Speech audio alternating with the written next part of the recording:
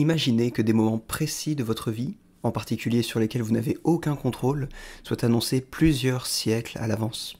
Il y a plein de choses qu'on ne contrôle pas dans sa vie, mais il y a probablement deux choses en particulier sur lesquelles on ne peut pas s'assurer un complet contrôle. Notre naissance et notre mort. Dans cette petite vidéo, j'aimerais vous faire découvrir 3 passages de la Bible écrits plusieurs siècles avant le Christ et concernant à la fois sa naissance et sa mort. Ces prophéties, comme on dit dans le christianisme, sont évidemment intéressantes parce que c'est un fait auquel l'athéisme rend difficilement justice d'une part, mais aussi parce que l'islam d'autre part ne croit pas que le Christ soit mort crucifié. Ces prophéties sont aussi difficilement expliquées par le judaïsme qui ne reconnaît pas la messianité de Jésus. Ces prophéties constituent donc un argument éloquent pour le christianisme, mais surtout ces prophéties nous permettent d'en apprendre plus sur le message au cœur du christianisme lui-même. Alors sans plus tarder, on va regarder la première prophétie. Je commence par la plus humble et on va y aller crescendo. Le livre de Michée a été écrit 8 siècles environ avant le Christ et nous en possédons encore aujourd'hui des manuscrits datant de 2 siècles avant la naissance du Christ, notamment le manuscrit 4Q12A, oui les manuscrits ont des noms sympas comme ça. Et pourtant, regardez ce que dit ce texte au chapitre 5, verset 2, en annonçant l'avènement d'une personne qui sera un souverain en Israël, un thème évidemment évocateur du Messie dans l'Ancien Testament.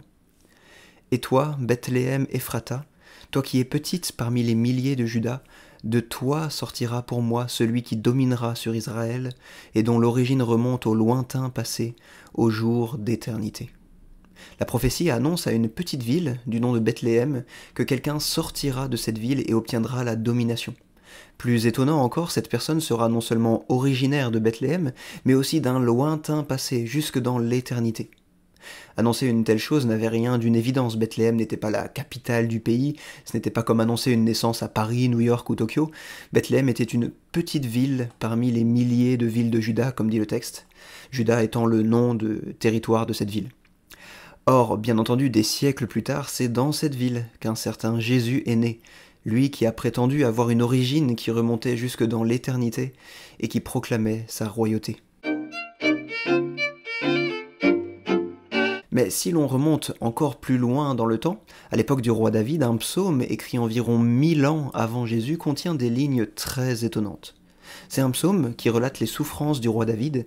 Il faut savoir que les rois étaient appelés Messie à cette époque, car un Messie signifie simplement quelqu'un qui a été désigné pour une mission par onction.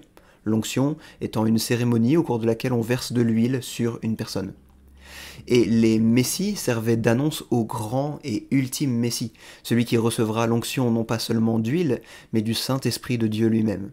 Or, regardez ce que ce psaume nous dit 1000 ans avant Jésus. Je vais vous en lire certaines parties, mais je vous encourage à lire l'intégralité. « Mon Dieu, pourquoi m'as-tu abandonné ?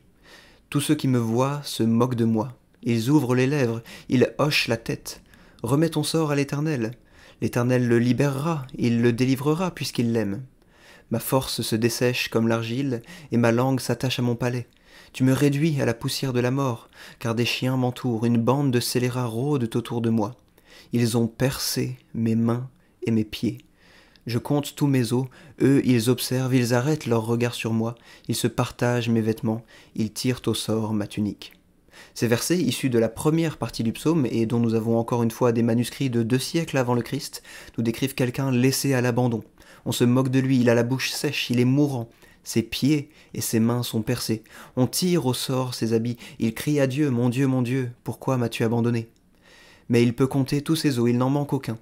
Cet homme élève une complainte à Dieu. Or, tous ces détails sont dans les évangiles à propos de la passion du Christ. Évidemment, le Christ a été abandonné, on lui a percé les mains et les pieds puisqu'il a été crucifié. Mais d'autres détails encore se trouvent également au moment de la mort du Christ. Dans le psaume, il se moquait de cet homme en disant « Dieu te délivrera s'il t'aime ». Eh bien, à la croix, les ennemis du Christ lui disaient « Il s'est confié en Dieu, que Dieu le délivre maintenant s'il l'aime ».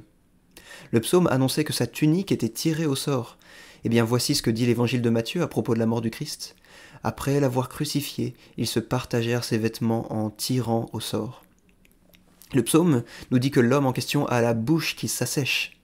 Jésus n'a prononcé que 7 paroles sur la croix, qui nous sont rapportées dans les évangiles. L'une d'elles tient en un seul mot grec, tellement sa force était épuisée.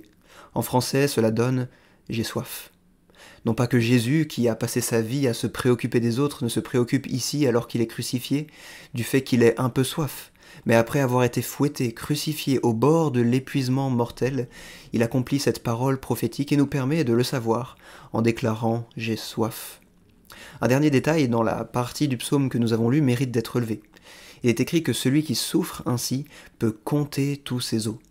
Or, pour abréger le supplice des condamnés à la crucifixion, les Romains avaient coutume de leur briser les os des jambes. En effet, le crucifié meurt d'asphyxie, ne pouvant pas respirer en étant suspendu, mais en prenant appui sur ses jambes, il peut se relever quelques instants et prendre sa respiration. En brisant les jambes, donc, cet appui devenait impossible et la mort s'ensuivait rapidement. Or, regardez ce que l'on peut lire dans les évangiles à propos du Christ et des deux hommes qui étaient crucifiés à ses côtés.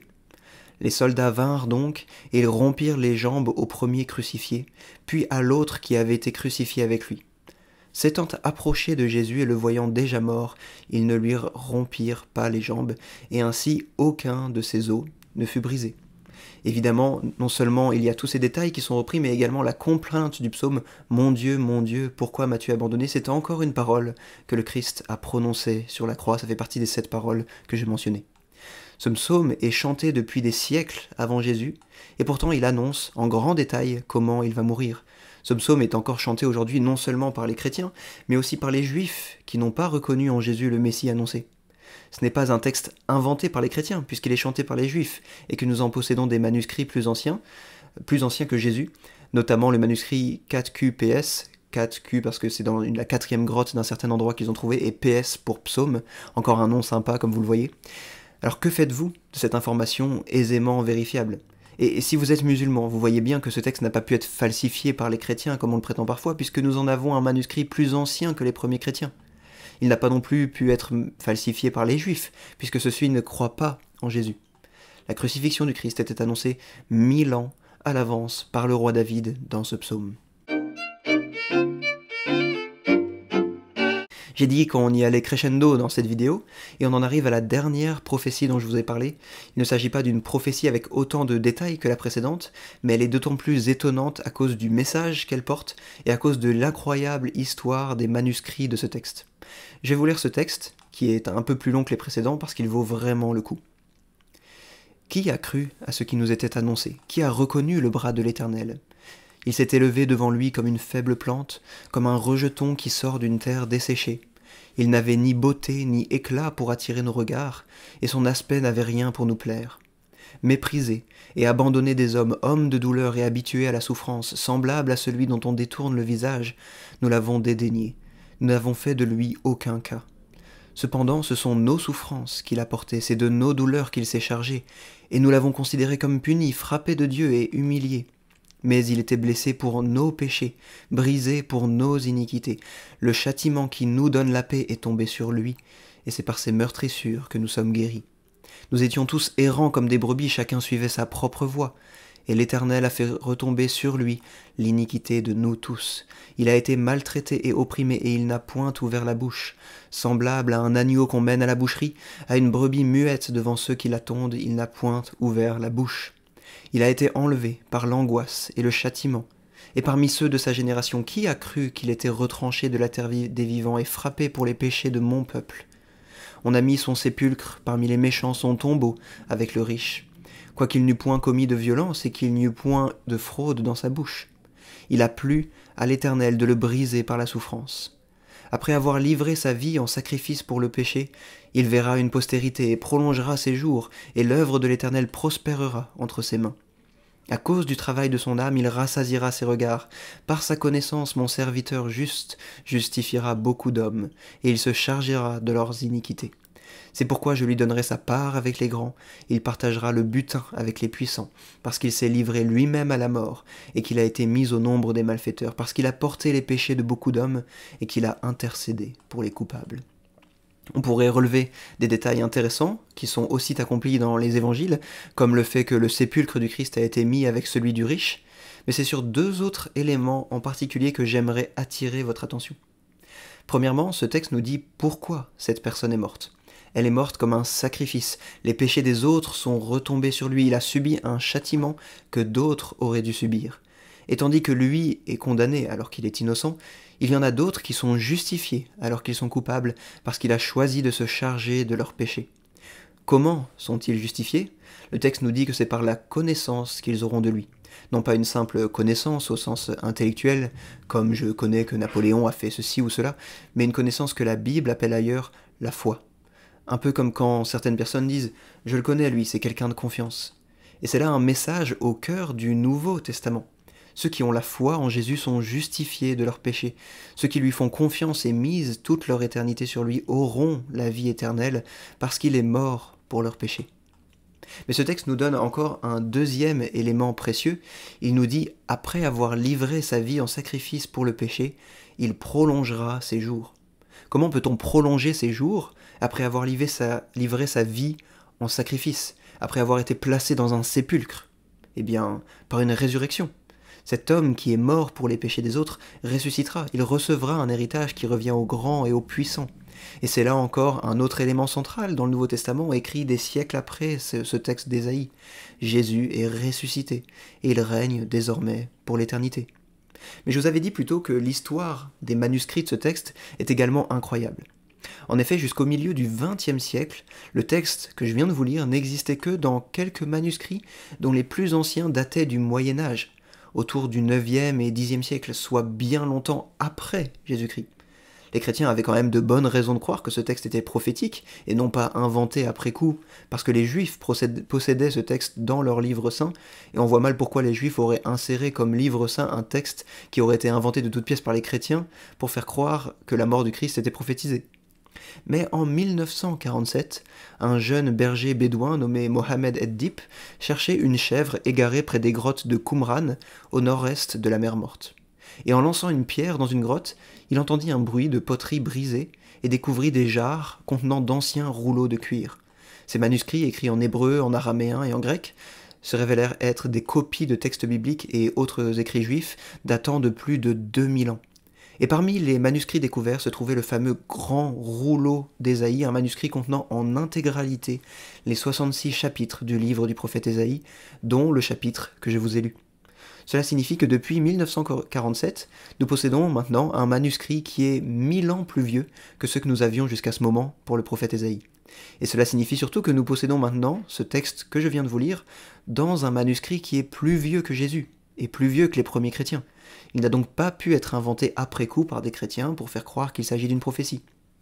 Chose incroyable, ce livre d'Ésaïe, qui comporte plus de 20 000 mots en français et un petit peu moins en hébreu, était très très bien préservé dans le manuscrit médiéval que nous avions avant le XXe siècle, puisqu'en effet une traduction qui n'émerge pas du tout de chrétiens conservateurs comme la NRSV en anglais, n'ont changé la traduction qu'à 19 endroits en prenant en compte ce nouveau manuscrit dans l'ensemble du livre. Et ce sont des changements sans conséquence sur le sens du livre. En bref, on a un livre qui a été copié pendant des siècles, et on est capable, grâce à 2 manuscrits séparés chacun de 1000 ans, de constater combien le texte a été suffisamment bien copié pour qu'aucune différence réellement significative ne se trouve entre les 2 manuscrits. Ainsi, l'histoire des manuscrits d'Ésaïe, en plus d'être un témoin du fait que ces choses ont été écrites avant Jésus, sont aussi un flagrant témoignage de la qualité de la préservation du texte biblique à travers les âges. Voilà, il y aurait probablement des dizaines et même probablement des centaines d'autres textes que j'aurais pu choisir, mais ces 3-là m'ont semblé intéressants. Et en guise de conclusion, je vous laisse avec une magnifique versification du chapitre 53 d'Ésaïe, faite par le poète réformé Alfred de Montvaillant, un protestant qui vivait au 19e en France.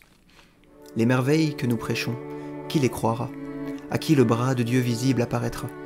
Comme un ver rejeton et comme une racine qui sort sur un terrain que le soleil calcine, on le voit qui s'élance et monte vers les cieux. Il n'a rien cependant qui ravisse les yeux, ni dehors imposant, ni rien qui nous attire, qui peut plaire au regard et fait qu'on le désire.